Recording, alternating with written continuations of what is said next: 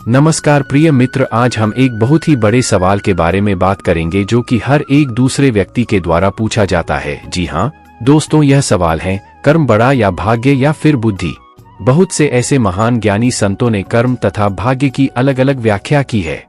कर्म की व्याख्या करते हुए तुलसीदास जी ने लिखा है, कर्म प्रधान विश्व करी राखा, अर्थात यह विश्व कर्म प्रधान है। यहाँ पर कर्म का अधिक महत्व है।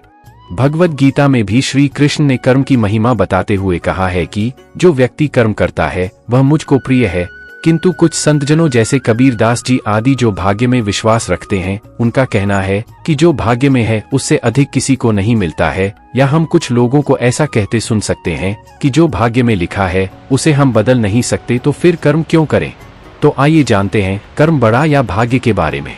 कर्म, भाग्य और बुद्धि में कौन बड़ा है, यह जानने से पहले दोस्तों, हमारे YouTube चैनल गीता ज्ञान पर पहली बार आए हैं तो इस चैनल को सब्सक्राइब करके वीडियो को लाइक करके कमेंट में जय श्री कृष्णा राधे राधे अवश्य लिखें। तो चलिए दोस्तों, हमें यह जानना होगा कि आखिर भाग्य क्या है, भाग्य निर्माण कैसे होता है। दोस्तों, हिंदू धर्म पुनर्जन्म में विश्वास रखता है। हिंदू धर्म के हिसाब से आत्मा एक शरीर को छोड़कर दूसरे शरीर को धारण कर लेती है। इसका उल्लेख भगवद गीता में भी मिलता है।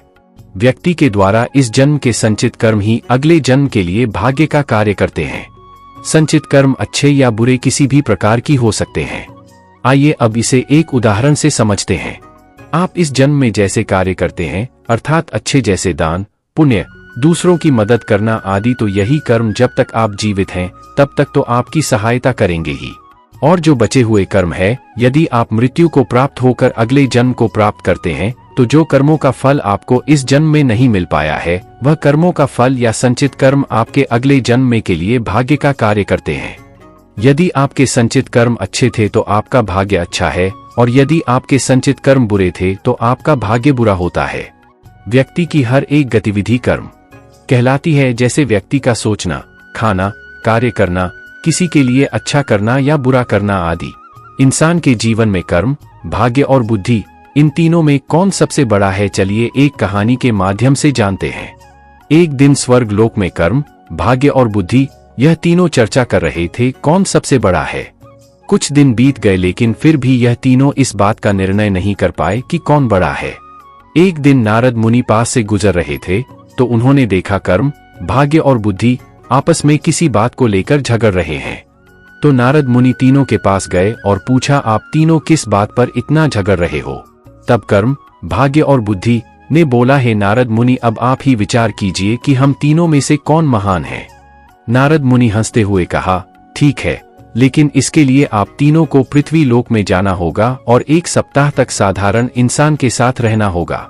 आप तीनों में से जिसके प्रभाव से उस इंसान का भला होगा उसी को महान घोषित किया जाएगा। यह सुनकर तीनों पृथ्वी लोक में जाने के लिए राजी हो गए। जब तीनों पृथ्वी लोक में आए तो उन्होंने जंगल में एक गरीब इंसान को पेड़ काटते हुए देखा। उन तीनों को लगा यही सही इंसान है जिसके शरीर में प्रवेश कर हम अपनी महानता सिद्ध कर सकते हैं। कर्म, भाग्य और बुद्धि आपस में बातें करके यह निर्णय लिया कि वे 1 सप्ताह करके इस इंसान के शरीर में रहेंगे और जिसके प्रभाव से इस इंसान का भला होगा उसे ही महान माना जाएगा। कर्म बोला, सबसे पहले मैं जाऊंगा और उस इंसान का भला करूंगा। कर्म उस इंसान में प्रवेश करते ही उसका कर्म क्षमता दुगना हो गया और वो प्रतिदिन जितना लकड़ी काटता था उससे ज्यादा काटने लगा। यह देखकर वह इंसान बहुत खुश हुआ। पहले से ज्यादा लकड़ी तो वह काट लेता था, लेकिन वह उतना ही लकड़ी बाजार ले जाकर बेच पाता था जितना कि वह पहले बेचता था, क्योंकि ज्यादा लकड़ी ले जाने के लिए उसके पास कोई सामान नहीं था। इसी तरह 7 दिन तक उसमें ज्यादा लकड़ी तो काट लिया, लेकिन उन सब को बेच नहीं पाया और उसकी हालत में कोई सुधार नहीं आया।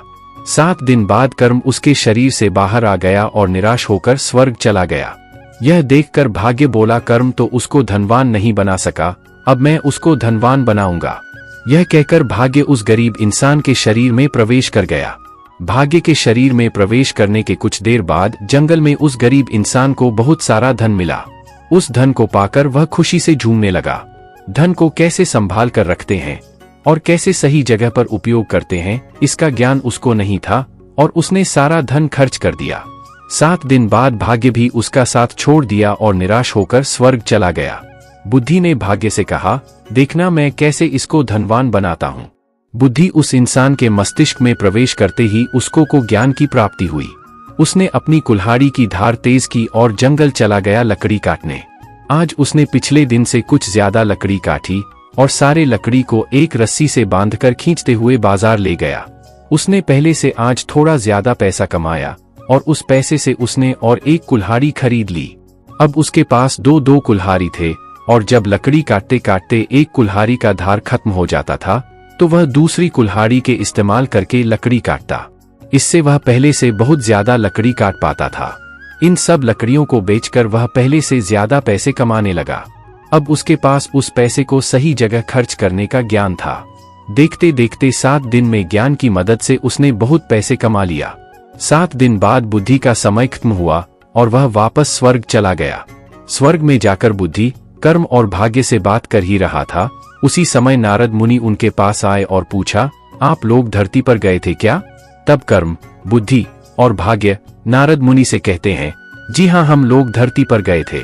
और साथ ही कर्म और भाग्य नारद मुनि से कहते हैं, हे नारद मुनि, बुद्धि ही महान है, क्योंकि जहाँ बुद्धि होती है वहाँ कर्म और भाग्य अपने आप ही चला आता है। इसीलिए बुद्धि को महान कहा गया है।